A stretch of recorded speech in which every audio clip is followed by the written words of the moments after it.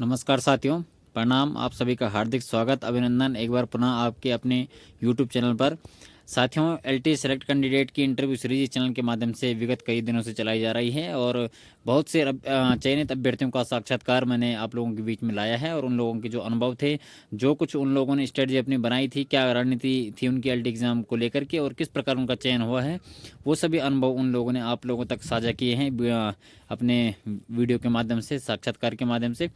तो इसी कड़ी में आज हमारे बीच में जो गेस्ट हैं, जो चयनित अभ्यर्थी हैं, वो मुझे नहीं लगता कि एलटी अभ्यर्थियों के लिए वो किसी परिचय के मोहताज हैं, लेकिन फिर भी मैं जो अन्य दर्शक मुझे देख रहे हैं, इस चैनल को वीडियो को देख रहे हैं, मैं उन लोगों की जानकारी के लिए बता देता हूं कि एलटी का जो हमारा मामला कोर्ट में लंबित था, विचाराधीन था और उस रिजल्ट को जारी करवाने के लिए जो हमने संघर्ष किया था, सड़कों पर संघर्ष किया था और लंबा एक संघर्ष रहा है। तो उस संघर्ष में जो अग्रिम पंक्ति में जिन्होंने भूमिका निभाई है, ऐसे जगदीश भाई साहब जी का साक्षात्कार मैं आप लोगों के बीच में ला रहा हूं और उनके जो अनुभव हैं वो आप लोगों तक अवश्य शेयर करेंगे। जगदीश जी भाई साहब की भूमिका एक बहुत बड़ी थी रिजल्ट आउट करवाने को लेकर के। यदि अ, हम ये सोचें कि यदि वो जो है अग्र पंक्ति में न रहते, शायद एलटी का परिणाम कब तक जारी हो पाता कहना मुश्किल था, क्योंकि बहुत ही अथक प्रयास उन्होंने किया है और हम लोगों ने भी उनके साथ कंधे से कंधे मिला करके संघर्ष करना सीखा है और कहीं ना कहीं उसका जो है फ़ायदा सभी एलटी अभ्यर्थियों को हुआ है। तो जगदीश भाई साहब जी का भी चयन इसमें हुआ है और क्या कुछ उनका संघर्ष रहा है, क्या कुछ उन्होंने एलटी एग्ज़ाम को लेकर के सोचा है, वो आप लोगों तक अपने अनुभव साझा करेंगे। तो साथियों, मैं आपको ले जा रहा हूँ जगदीश भाई साहब जी के पास।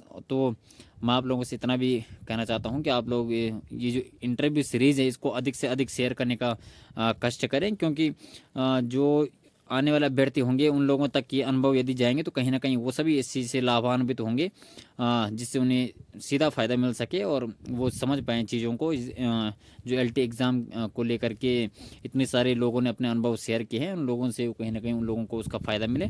तो आप लोगों को वीडियो अधिक से अधिक शेयर करनी है। तो अब मैं आप लोगों के बीच में ला रहा हूँ जगदीश जी भाई साहब को। साथियों नमस्कार। सबसे पहले तो मैं अजय अजू का बहुत धन्यवाद ज्ञापन करता हूं कि आपने मुझे अपने यूट्यूब चैनल के माध्यम से अपने विचार रखने का मौका दिया है। और मेरा नाम जगदीश रावत है और मैं उत्तरकाशी का रहने वाला हूं। इस एलटी भर्ती में मेरी सेलेक्टेड रैंक 21वीं ओपन में है और मेरा विषय कला यानी कि ड्राइंग एंड पेंटिंग है। और अजय भाई ने दूसरा क्वेश्चन पूछा था कि एलटी में अटेम्प्ट कौन सा है। अटेम्प्ट मेरा क्या कहूँ, फर्स्ट कहूँ या सेकंड, क्योंकि फर्स्ट टाइम जब हमने इस एलटी भर्ती दी थी तो उस समय हम पास हो चुके थे, यानी फर्स्ट अटेम्प्ट में मेरे 87 मार्क्स थे। और उस समय दुर्भाग्यवश सरकार की गलतियों के कारण या सिस्टम की नाकामी के कारण यही कहूँगा कि हमारी भर्ती रद्द हो गई थी। और इसमें हमारी कोई भी गलती नहीं थी। उस समय मेरे पास बीएड एमए सब था, लेकिन सरकार ने कुछ नियमावलियों में संशोधन किए, ये सबको मालूम होगा लगभग। और सब विषयों की उस समय नियुक्ति हो गई थी, हमारी नियुक्ति नहीं हुई थी। तो हमें इस कष्टदायक पीड़ा से गुजरना पड़ा और ये हमारे लिए वाकई में बहुत मुश्किल समय था। और इस बार जैसे कि ये जो भर्ती आई 2024 के लिए हमने काफ़ी प्रयास किए, तब जाके दोबारा ये भर्ती आई और मैंने ये दोबारा पेपर दिया है, यानी कि एक ही पद के लिए दोबारा पेपर दिया। कितना कष्टदायक है ये। तो इस बार मेरी जो रैंक है 21वीं रैंक है एलटी कला में। और एग्ज़ाम को पास करने के लिए मेरे पास विशेष रणनीति क्या थी। एग्ज़ाम को पास करने के लिए हर रोज़ 8 से 10 घंटे पढ़ना, कंटिन्यू पढ़ना और पढ़ाई करना, यही था। कुछ विशेष रणनीति नहीं कहूँगा, बस एक लक्ष्य था कि टीचर बनना है किसी भी तरीके से, तो इसके लिए डेडिकेट रहा पूरी तरह से। और मेरा नेट भी क्वालिफाई है, यूसेट भी क्वालिफाई है। मुझे कई बच्चों ने बोला कि पढ़ा पढ़ा दो सर, आप पढ़ा दो, लेकिन मैं नहीं चाहता था कि मैं डिस्टर्ब हो जाऊं। मैं सोच रहा था एक बार अपना जॉब प्राप्त कर लूं, उसके बाद ही ये चीज़ें करूंगा। मेरा ध्यान सिर्फ और सिर्फ पढ़ाई पे फोकस था।